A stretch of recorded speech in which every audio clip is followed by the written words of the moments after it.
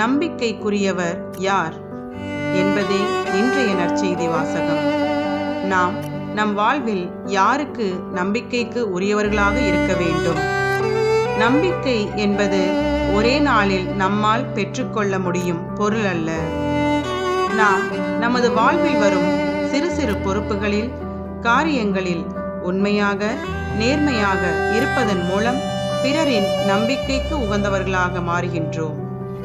இன்றைய நற்செய்தியில் தலைவர் தனது பணியாளர்களிடம் தாளந்துகளை ஒப்படைத்துவிட்டு பயணம் மேற்கொள்கின்றார். திரும்பி வந்து கணக்கு கேட்கும் போது தனது பணியாளர்கள் எந்த அளவுக்கு நம்பிக்கைக்குரியவர்கள், பொறுப்பு மிக்கவர்கள் என்பதை உணர்கிறார்.